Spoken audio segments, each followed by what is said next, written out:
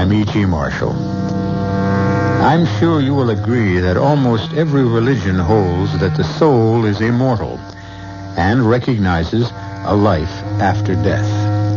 However, we're going to be telling you about people who believe in reincarnation, and they have a somewhat different approach to immortality. Those who believe in reincarnation are convinced that your soul lives on in another person's body in a later life. Some men and women even claim they remember bits and pieces of their former lives. I see a gallows. It's a hanging. I can hear the creak of the gibbet and the rattle of chains. I hear them plainly. There are people watching. People dressed strangely. Dressed in clothing of a different century. Some of them are eating and drinking. They're enjoying watching a man hang. A man like me. Me. David Matson, who lives today. I see them. And they're hanging. And I know I was there. I was there.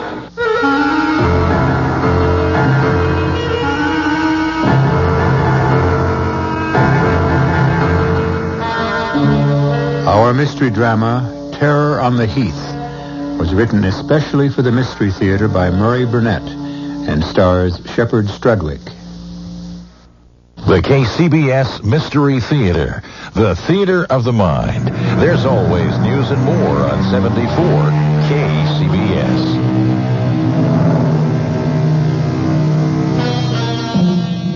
Are you a browser? I mean a browser in a bookstore? If you are, you'll readily acknowledge that bookstores are sectioned off with books in various classifications. One of the largest sections has become the how-to books. On those shelves, the reader can find a book that will tell him how to do almost anything, from painting or sewing to making a harpsichord. Everything, that is, except a book telling a man how to explain to his wife that he's leaving her. David, darling, I didn't know this was serious. Very serious. But whatever it is, we'll weather it. We've had quite a few ups and downs in 10 years of marriage. We'll handle it together.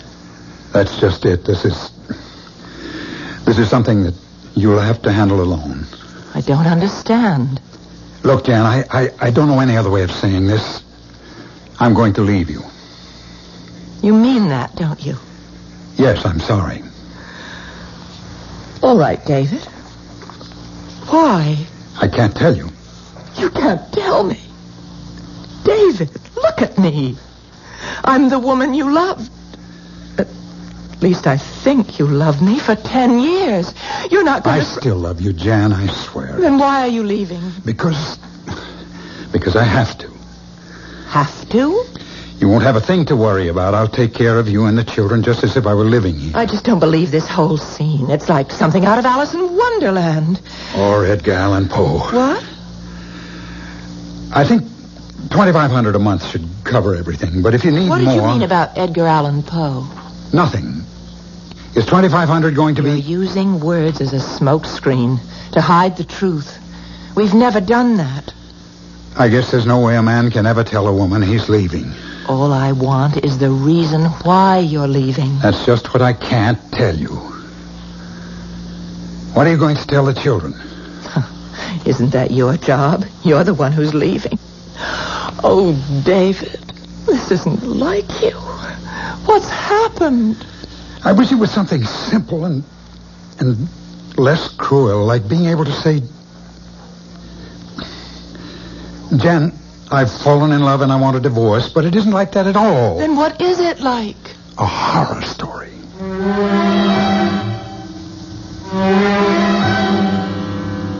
No secretary's going to tell me that Dave Matson's not into me. He'll see me and he's going to... It's all right, Miss Manners. I'll see Mr. Henderson. Come in, Lon. Oh, thanks. Now, what's this business about your leaving Jan all about? I suppose this couldn't be avoided. Why would you want to avoid me, your best friend? What is all this stuff about horror stories and Edgar Allan Poe? Oh, it's just a figure of speech. Oh, sure. Just enough to make you walk away from what I know was a good marriage. Thanks, Lon. And you're going to tell me why you're doing it. But only if you give me your solemn promise that you won't tell Jan or Cecily. But that's exactly... I know. That's exactly why you came. To find out and try to help. To tell Jan. But that's the one thing you can't do. Okay. You have my word. I'd like you to look at these photostatic copies of English newspapers of the 1850s. Are you kidding? Read them. Hampstead Heath. Terror strikes again. Vicious killer claims 8th victim. 9-year-old girl stabbed to death. Look, David, I don't see what these... Go on. Well, but these are just more of the same. Police baffled by Heath knifings. Inspector Gregory of Scotland Yard brands slasher as sadist.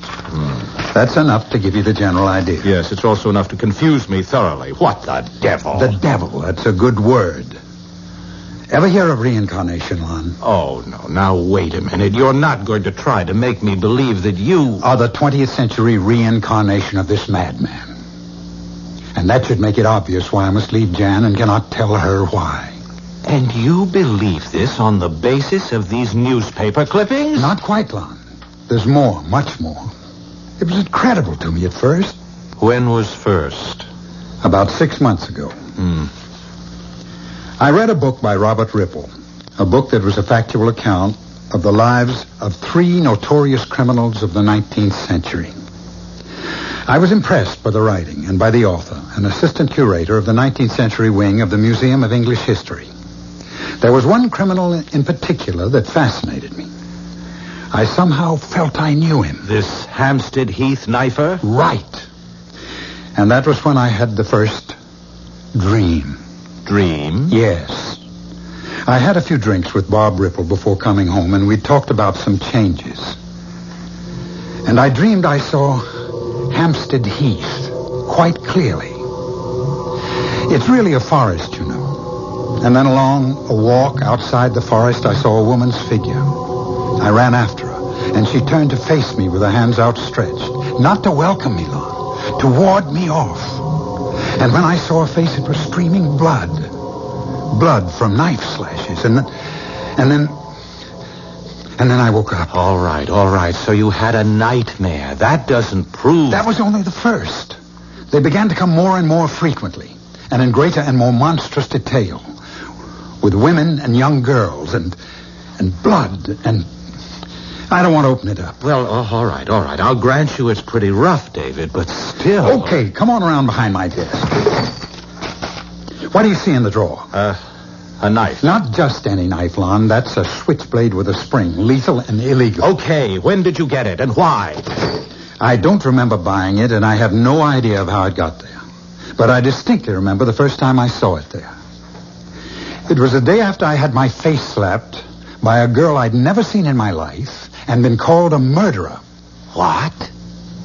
I was coming back from a lunch with Bob Ripple, the author of the book that opened the floodgates. A rather attractive girl in her early 20s approached us. I don't know exactly how it happened. But suddenly we found ourselves face to face and started to indulge in that ridiculous waltz of both stepping the same way to get out of each other's way. Oh, I know. Suddenly she looked full at me and hissed, "Murderer!" and fainted right there on the sidewalk. Well, she was sick. That was what Bob Ripple kept telling me as he hustled me away. But why would she call me a murderer? Well, I don't know. She's the one with problems. There's nothing wrong with you. Lon, do you think it's possible that maybe this girl was the reincarnation of one of this killer's victims, and she recognized me as this killer? Oh, no, I don't think it's possible, but obviously you do. It was the next day that I saw the knife in my desk. Look, Dave, you're in a state. How would you like to see a face, Lon? My face. My face on the picture of a 19th century killer. What? Come with me and I'll show it to you. Lon, this is Robert Ripple, assistant curator of the 19th century wing of this museum. Ah, nice meeting you. Pleasure. Bob, on our way to the room with the photographic exhibits, would you fill on in? Glad to. This particular exhibit started because of my interest in the three notorious criminals of the era. Naturally, I collected all the newspaper clippings, stories, drawings, and photographs I could find and placed them in the room along with other items that I germane to the collection. Now here are exhibited the daguerreotypes of some of the fabulous characters of the period, along with the criminals. And here, Lon, take a look at this daguerreotype and tell me what you think. Let me see. Well, good-looking guy, nice face. And if you want me to say he looks like you, I'll say it. There's a great resemblance. All right, who is he? You tell him, Bob. That man is Charles Mason, otherwise known as the Terror of Hampstead Heath, the killer who was hanged at Tyburn. December 9th, 1841. I can remember. I can almost hear. David, let him go back. Let him remember. You can hurt him if you try to bring him back now. I can hear the wind and the creak of the gibbet and the chains and the people shading their eyes against the cold sun, looking up to see what kind of monster was suspended in air, paying with his life for the slashed and bleeding bodies of the women he had mutilated. Good Lord. Have you seen him like this before, Ripple? Only once. So what do we do? Nothing. If it follows the pattern of the other time, he'll come out of it soon.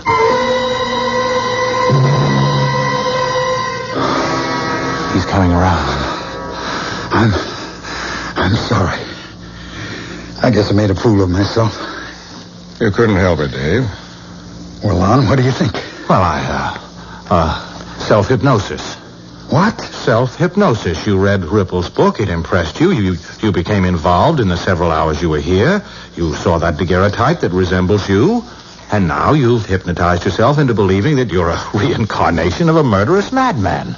I don't blame you for not wanting to believe I'm the reincarnation of a killer like Charles Mason. Look, what just happened was frightening, but not necessarily any proof that you're right. Mr. Ripple, did you write about the hanging of Charles Mason? Oh, certainly. And there was nothing Dave said that he couldn't have gotten from reading your book, huh? Yes, that's right. Or some of the other books I showed him. There have been many graphic descriptions of the hangings at Tyburn. Well, there you are, Dave. I wish you were right. Dave. Yes? I've thought of something that might just solve your friend's problem. All right, let's hear it. One of the most horrible of Mason's crimes was the murder of a young lady named Letty LeGros in 1837. Her nude corpse was found on Hampstead Heath, horribly butchered. Her clothes were never recovered. Well, what are you trying to say? If Dave could remember what clothes Letty LeGros was wearing when But how can we check out whether I'm telling the truth? I can give some kind of a description, but you just said nobody ever... You'll have to trust me, Dave.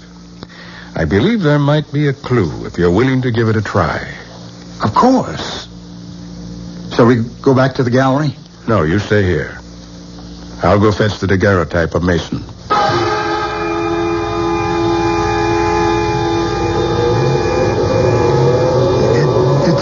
Hard to see because there's a storm brewing. I see the leaves blowing and the trees bending.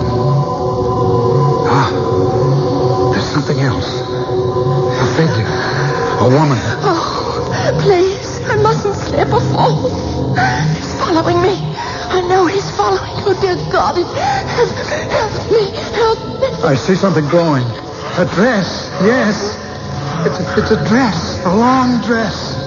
The girl is holding it up as she's running. I have to catch He's it. gaining. He's closer. I can see the gleam of the knife. The dress. What color is the dress, David? Can you see? She's gone now. Gone. The color of the dress. Was it white? No, not white. It was yellow. A yellow dress with a pale matching scarf and a lace handkerchief. The handkerchief is white, but the dress is yellow.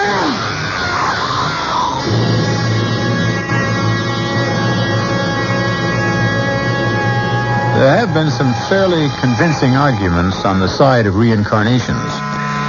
There are a number of reputable people who insist they can recall bits and portions of a life lived in another time. I know one young lady who vividly recalls a life as a waitress in Jamestown during colonial days. But I don't know of anyone who can recall being a murderer. I'll be back shortly with Act 2. Now back to Mystery Theater on News 74, KCBS. Most people go to museums to view the works of art.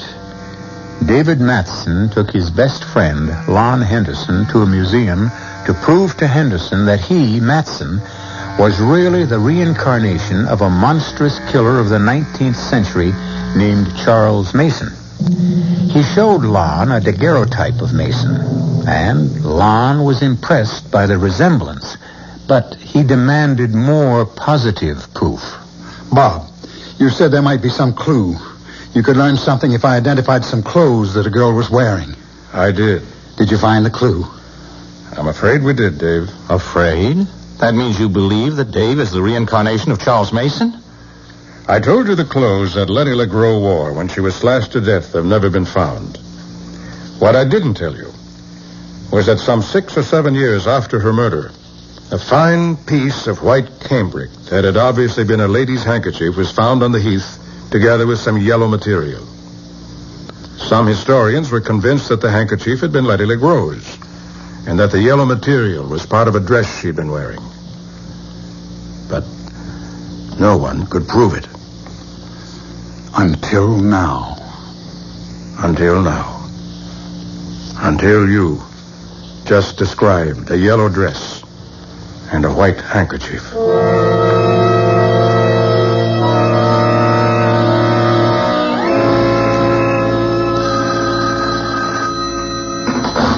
Hello? Mr. Robert Ripple? Speaking. Oh, this is Mrs. David Matson. You don't know me, but... The wife of the publisher. Yes, that's right. I'd like to come and see you. What about? My husband. And the reason he left me. My dear Mrs. Matson, I find this conversation most strange. You, a perfect stranger, calling me to discuss your marital problems? Why in the world would you believe that I would be... I was told to call you.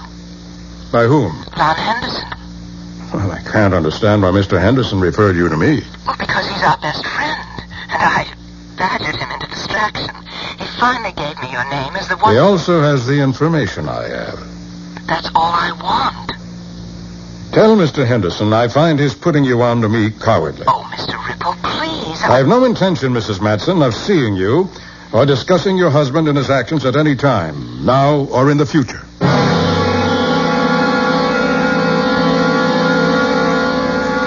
I must thank you, Mr. Ripple, for your courtesy in showing me so much of your part of the museum. Oh, not at all, Mrs. Larson.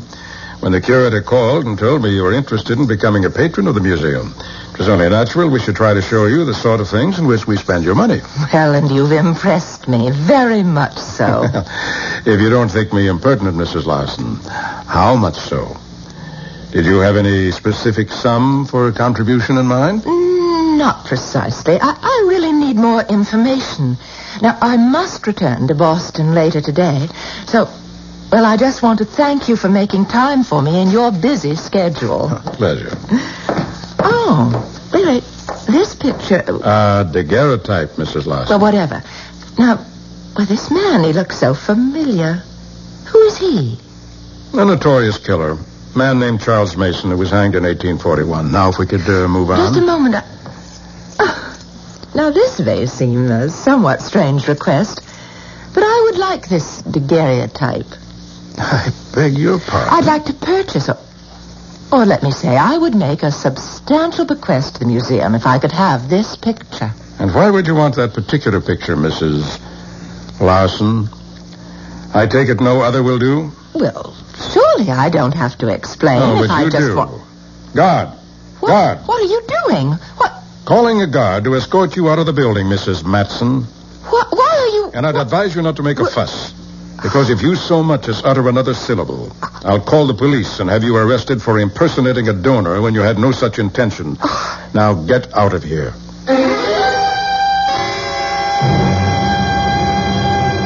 I honestly wish I could help you, Mrs. Matson, but as I told you before, Mr. Henderson has been on the golf course all afternoon. But I told you to get a message to him that it was a matter of life and death. Well, we have tried, Mrs. Matson. I don't know why he hasn't called or even if he received All the right. message.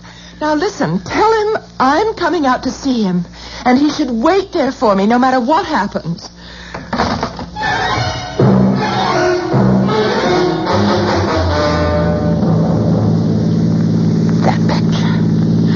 That picture. It was exactly the face of David. I've got to find Lon. He's trying to avoid me. It's too dark now for him to be out on the golf course. Oh, ouch. Well, there's gravel. Should have remembered to change my shoes. I think I'll walk on the grass. Who's that? Is there anyone there? I know you're behind that bush. And I'm not in the mood to play any stupid games. Let go of me! I forgot a knife! Oh, help! Help!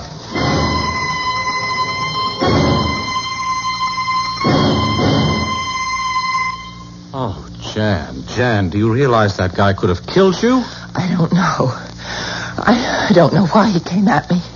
But I'm very glad you got there when you did. Well, I didn't. I missed catching him. Didn't you see his face? No, he came up from behind me. He circled around the bushes. Oh, I see.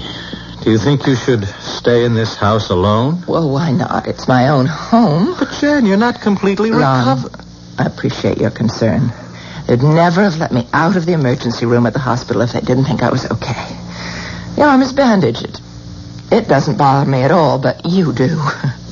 Me? Why did you send me to Ripple? Oh. Jan, how much do you know about reincarnation? You mean the belief that your soul lives on in someone else's body after you die? Yes. Well, what's all that got to do? Now, wait. David's involvement with Ripple's book has somehow convinced him that the soul of this 19th century killer, Charles Mason, was in his body. Oh, that's ridiculous. Yes. That's what I thought, too. Thought? Then you believe Jan, now that... please. After reading Ripple's book, Dave told me he felt strangely familiar with all the events that related to Charles Mason. He said he felt as if he'd almost lived them. He went to the museum to talk with Ripple about this strange phenomenon, and then he saw the picture. And? Well, you saw it.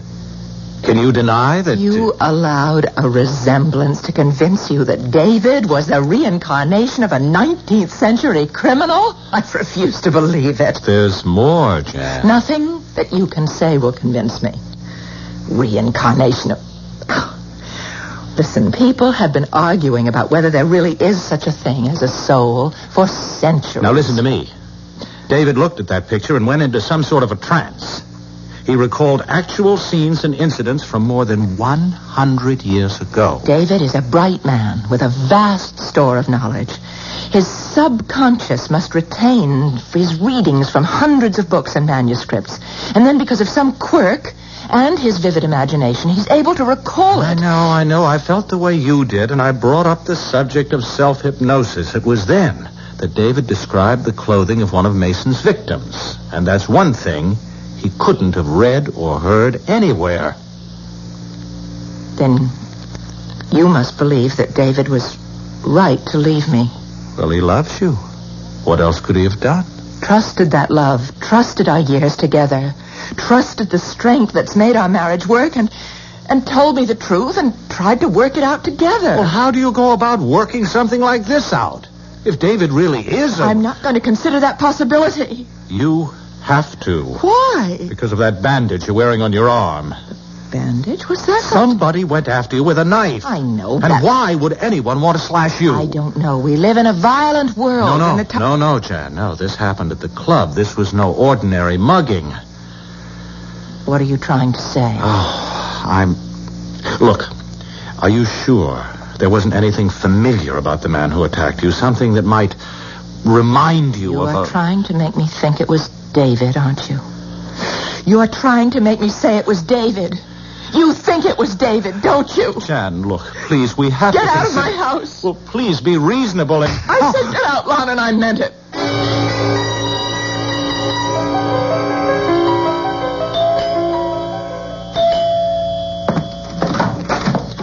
Oh, Lon.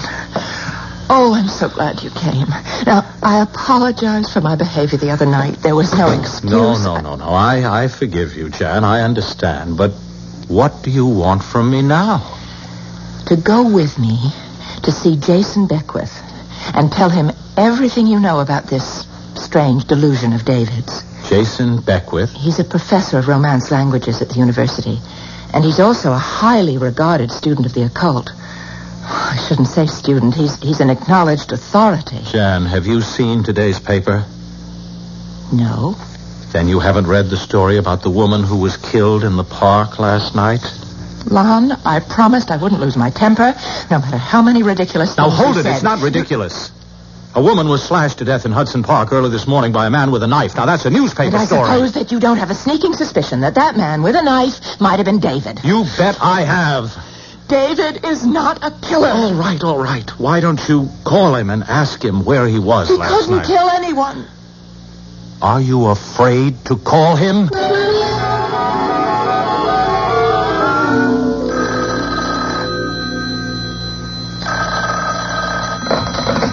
Hello? Oh, David, darling, how are you? Jan. Look, Jan, if you didn't get the check, I'm sorry, but I really been bombed out for the past few days. I don't remember Bombed out? whether... What kind of talk is that? Look, Jan, I'm not the guy you knew. Don't you try to tell me who you are, David. You're talking to the girl who married you. You just don't know what you're up against. But I do. I do know. You know? I know exactly what you believe, and I also know it's a lot of nonsense. Oh, darling, I want you to come home. Lon should never have told you. He betrayed me and did you no good. I can't face you now, ever. David, listen. Well? He hung up on me. Mm-hmm. And what about last night? He couldn't remember. Well, I guess he must have been drinking. Bombed out was the phrase he used. Which amounts to admitting that he doesn't have an alibi for last night. He doesn't need an alibi. David is not a criminal. He thinks he is? Well, he's getting a lot of support from some of his best friends. Jan, please believe I fought it. You weren't at the museum. You didn't see and hear what I said. And you haven't lived with David for 10 years. Do you think you can ever know David as I do? Oh, well, how can I answer that? Well, don't try. Just come along with me and keep the appointment with Professor Beckwith.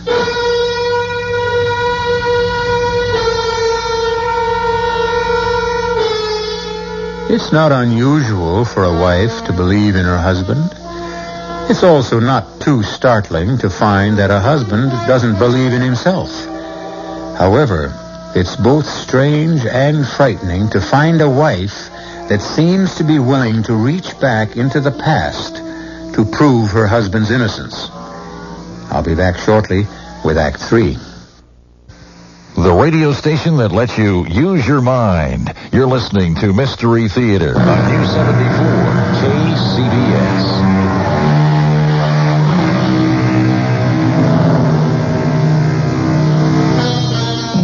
The power of love against the power of death. The power of good against evil. Most of us like to believe that good will triumph, but very few of us are ever asked to put our belief to the acid test. Janice is doing just that. She refuses to believe the evidence that her husband David is the reincarnation of a 19th century killer. And she and her husband's best friend have come to an appointment with an expert on reincarnation and the occult. Remarkable. Most interesting. In fact, one of the most remarkable stories I've ever heard. Professor, you can take my word for it. I saw just what I told you. Nothing came from my imagination. My dear Henderson, do stop calling me Professor, and do stop being so defensive. I know you told me the truth. You don't mean you believe David is a reincarnation of that killer? My dear Mrs. Matson. Jan. My dear Jan, before I can answer that question, and before you panic, you have to understand more about the whole theory of reincarnation. That's why we're here. Now, reincarnation is part of some, but not all, Oriental religions. The belief that the soul needs to be reborn. And final liberation and release from this need is the highest possible achievement. But why is there a need to be reborn? Because of impurities in the soul. Oh, or sin, Professor? I'm sorry, Mr. Beckwith. The final liberation of the soul, Henderson, is possible only for a human being who has attained purity of thought. And if one doesn't have this purity of thought? Then a new life is generated from an old, just as a new candle is lighted from an old one. A new life, you said? That's right. Completely new and completely different? Trying perhaps to rid yourself of impurities? Possibly. Well, then, how do you account for the almost total recall that Dave had for the events and crimes connected with Charles Mason? One explanation would be that he remembers them. But if David were striving for a new life... I didn't say there wouldn't be traces and memories of another life. And I believe David has surfaced these memories. But that doesn't necessarily prove David Matson is the reincarnation of Charles Mason. Well, how else could Dave have known He about could have experienced the things he recalled as a spectator. Oh, no way, Beckwith. I was in the museum and you weren't. I saw and heard a deep emotional involvement on Dave's part. He was no spectator. Henderson, you've just put your finger on the single most significant bits of evidence in this whole strange history. In fact, it's the cornerstone of a theory I'm beginning to form.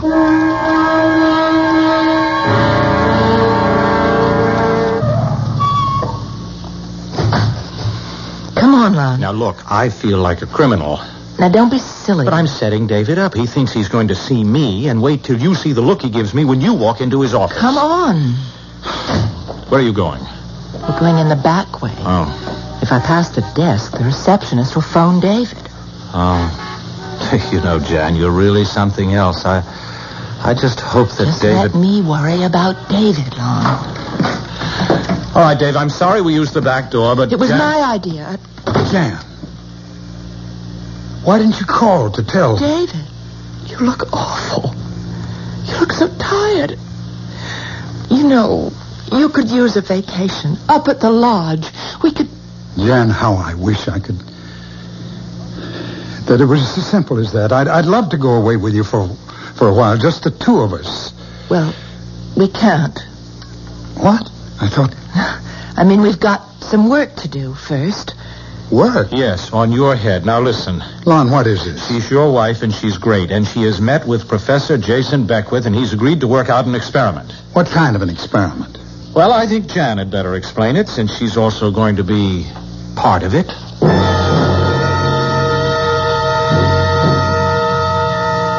Sorry, Jan. It sounds too risky. But, darling, I've told you, it's a controlled experiment. Who's controlling it? Beckwith? Yes, and Lon will be there, too. The plain truth, Jan, is that I'm afraid. Well, of course.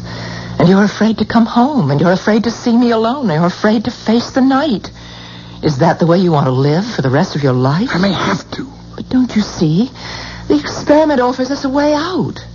I know you're not Charles Mason in any way.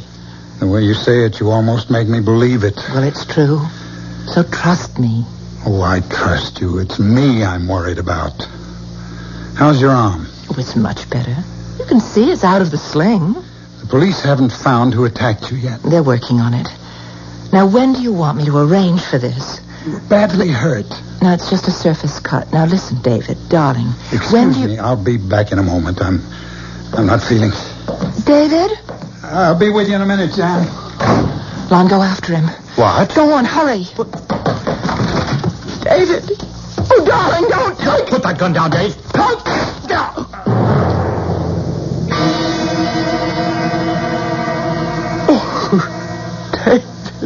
David. Why did you grab my hand, Ron?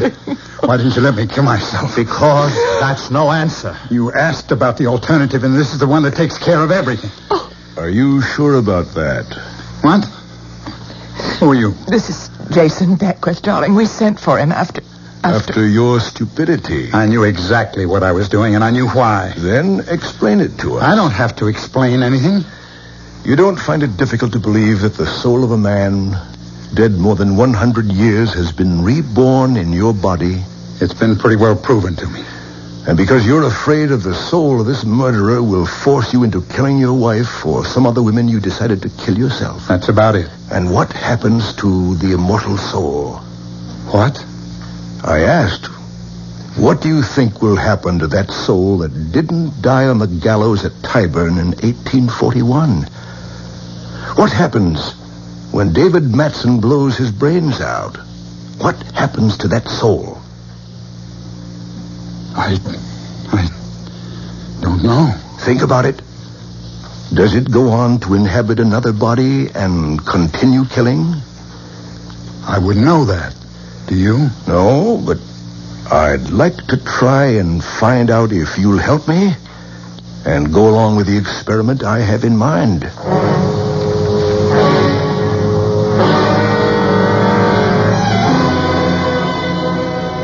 You want to go ahead with this, Dave? Yes.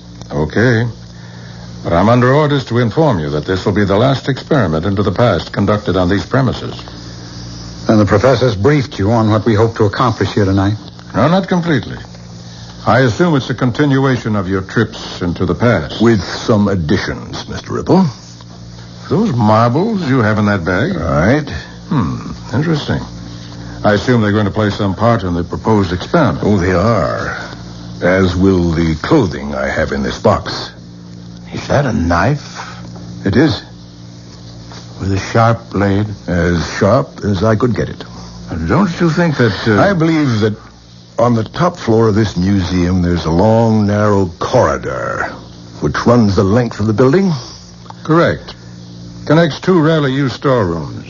I must warn you, it's probably very stuffy up there. Is there a window we can open? Well, yes, but... Good. With the exception of Jan, I suggest we all get up there quickly.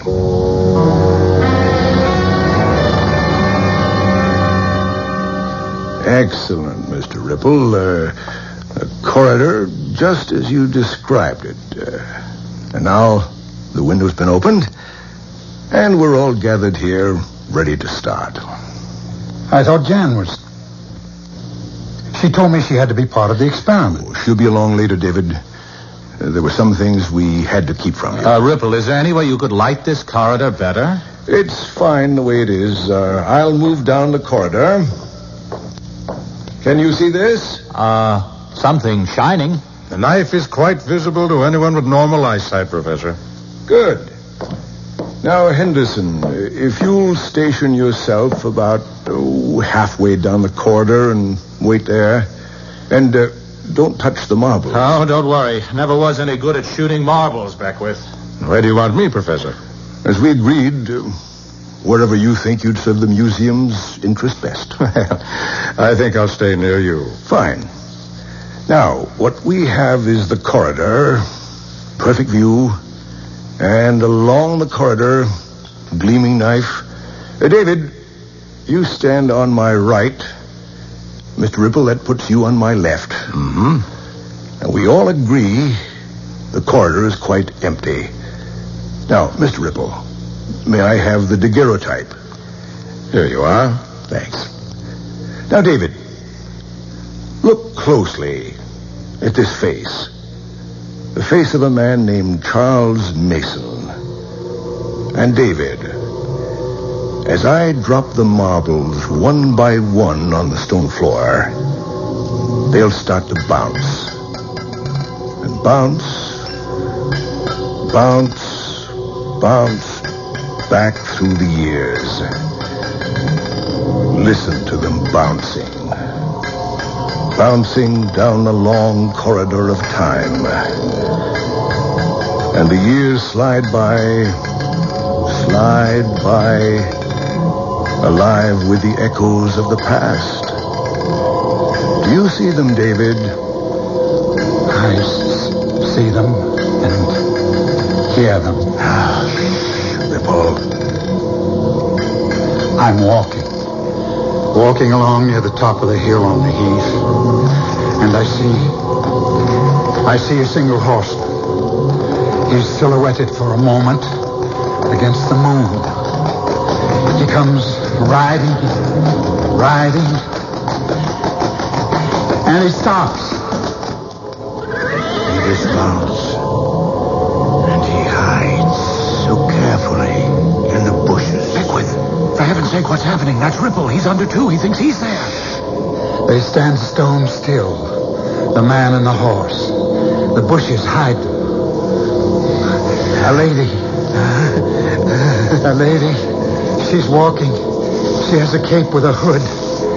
I can't see her face. Jan, be careful.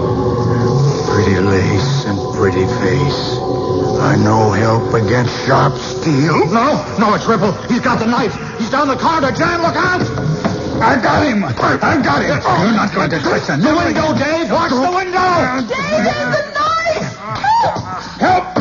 Hold me!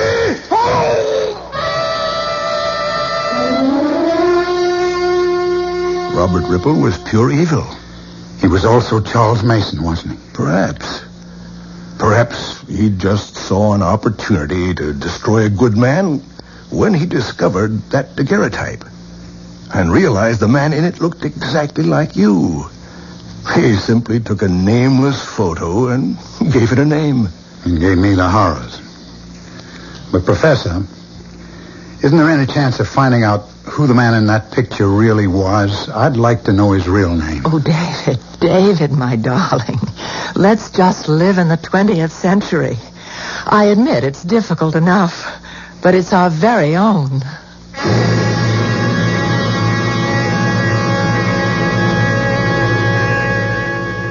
Here we are in the 20th century, and I have a little parlor game for you to play.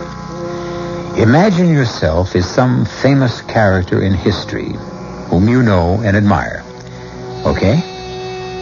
Now, close your eyes and think hard and imagine yourself alive back in those days.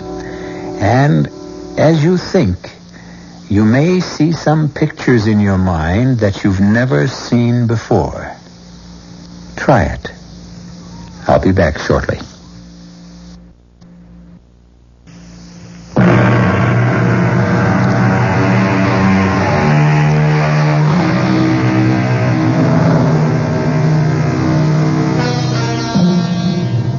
I find this whole question of reincarnation fascinating. But there's an area that's not very well covered in the books and essays that have been written.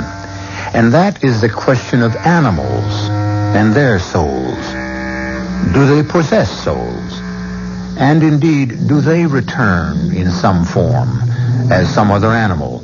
Or, which I don't like to believe, are those of us who sin greatly reduced to becoming animals before we can stop trying to be reborn?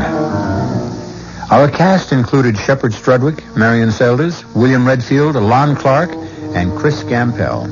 The entire production was under the direction of Hyman Brown. This is E.G. Marshall inviting you to return to our Mystery Theater for another adventure in the macabre. Until next time, pleasant dreams.